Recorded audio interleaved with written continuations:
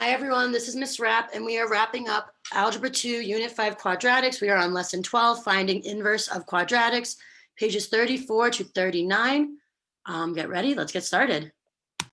Okay, so we are talking about finding quadratic inverses today. So let's just quickly review an inverse. What is an inverse? So I define an inverse as a function that undoes another function.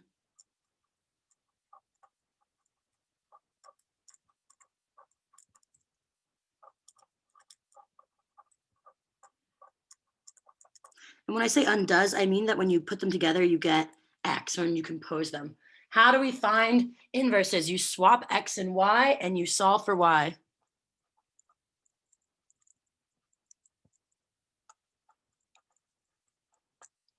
So let's just practice with some linear. So I swap x and y, so I get x equals 3y minus 5 over 7. Well, I would multiply both sides by 7 and get 7x equals 3y minus 5.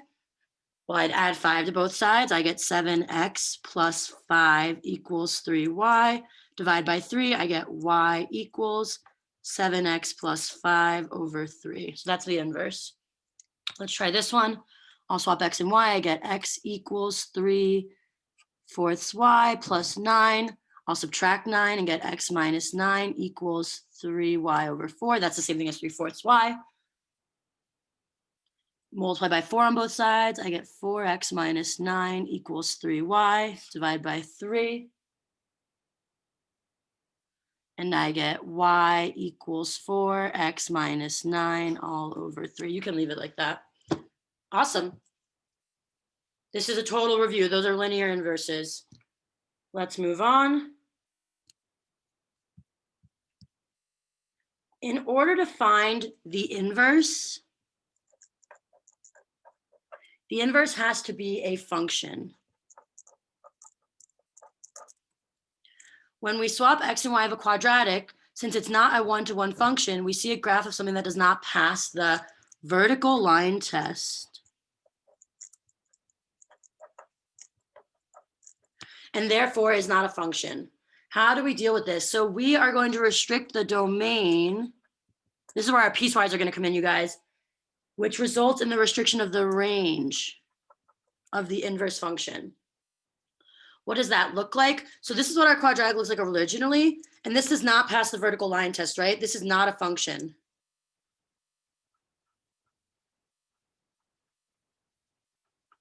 But if I restrict it using this, that's my restriction, like a piecewise like we did in the last lesson, it's this, and this is a function. This passes the vertical line test. Awesome. Make sure you have this written down because your video check-in is going to have questions from this. So we have 3 examples that we're going to be doing on this video. So let's get started. This says f of x equals x squared plus 2. X is greater than 0. So I restricted it for you. So to find the inverse, you're going to switch x and y. So I'll say x equals y squared plus 2. I switched them. Now I'm going to solve for y. I'm so close to having y by itself. I set the square root both sides. I get y equals plus or minus x minus 2. So my restricted domain was x is greater than 0 because it said that up here. They restricted it. My original range is the y coordinate of my vertex.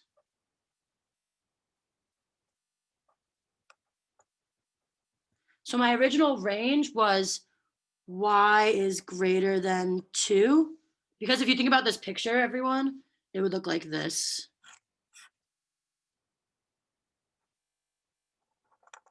So we're talking about this side. And that's at 0, 2. So the same thing happens here. We switch these. So my inverse domain is going to be x is greater than or equal to 2. And my inverse range is going to be y is greater than 0.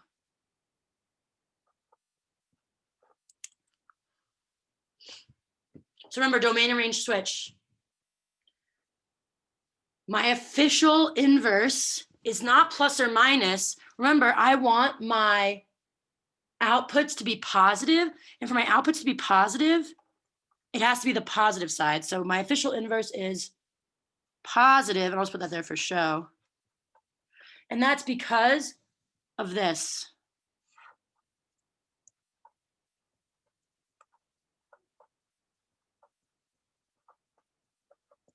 Positive outputs only. Okay, so just review. We switched X and Y and we solved. We talked about our restricted domain. We talked about our original range, and then we swapped them to get to the inverse. And then for the official inverse function, because I only want positive outputs, I had to pick the plus out of the plus or minus. Okay, example 2. I'm just going to draw a quick sketch of this so you can see what it looks like. So it's at 3, -8. And it's facing up. Maybe it looks something like that. But it says for X is less than 3. So our vertex is 3, -8. So we're looking at this side. That's what we're taking the inverse of. And I know that because it said X is less than 3. So to find the inverse, I'm going to switch X and Y.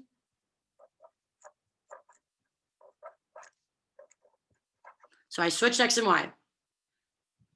Now I'm going to solve for Y.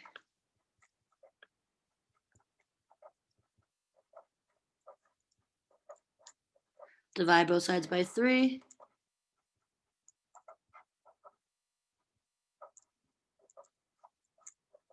Square root. I'll go up here.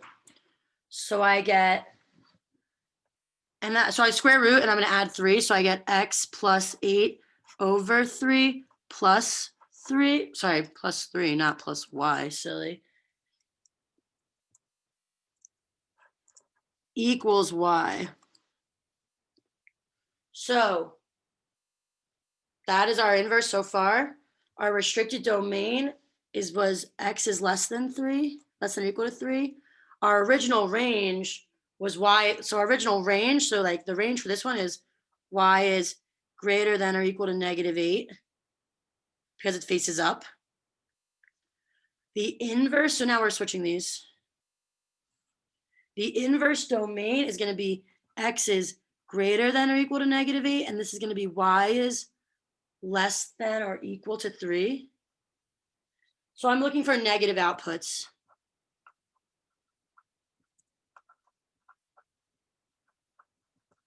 So when we get to the bottom where it says official, I want the negative values. So I'm going to take the negative. So my official answer is negative square root of X plus 8 over 3 plus 3.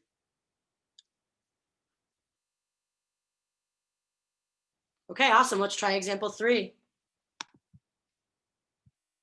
Okay, so example 3, a function not in vertex form, f of x equals 2x squared minus 8x plus 3, x is greater than or equal to 2. You cannot find the inverse of a quadratic unless it's in vertex form. So to convert to vertex form, we're going to use completing the square, which is from lesson 7. So I'm about to do something from lesson 7 here, so I'll write. So if you need to refer to that, go for it. So we have y equals 2x squared minus 8x plus 3.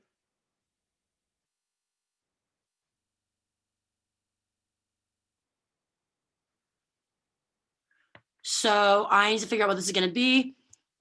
So I'm going to bring this over. So I have y minus 3 equals 2x squared minus 8x plus something, right? So I'm going to do b over 2 squared, which is going to be negative 8 over 2 squared, which is going to be, oh, but I realize that I could factor right now. So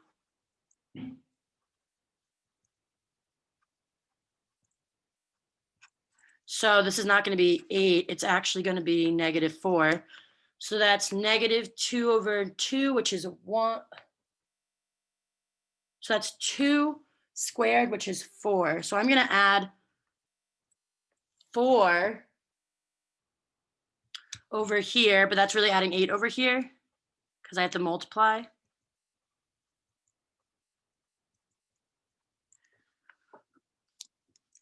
So I get,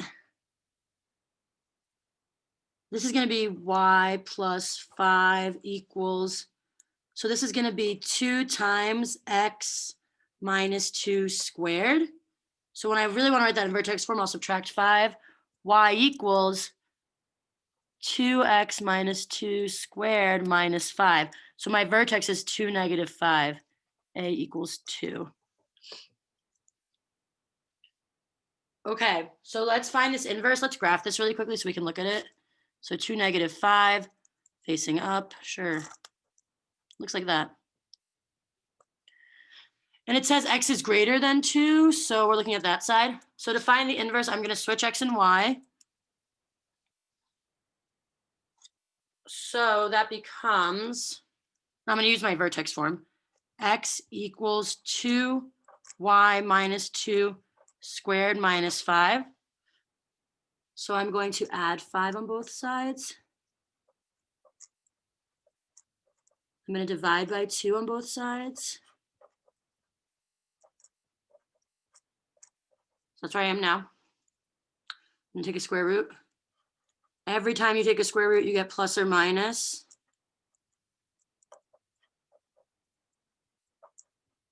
And then I'll add 2. So my final answer for like what this section is plus or minus the square root of x plus 5 over 2 plus 2 equals y. Okay, so let's talk about our restricted domain. So that was originally x is greater than or equal to 2. I know that from the top. My original range was y is greater than negative 5, greater than or equal to negative 5.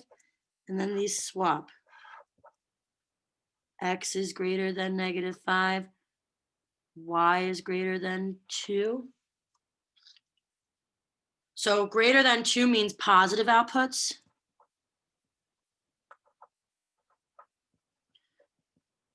So that means I'm going to grab the positive version of this. So my final answer is x plus 5 over 2, the whole square root of that whole thing, plus 2. Make sure that extends down. And I pick the positive side. Okay, guys, that is it. Let's move on to some group practice. We'll do group practice during class. Make sure you do your video check-in. Have a great day. This is our last lesson. Good luck on your test.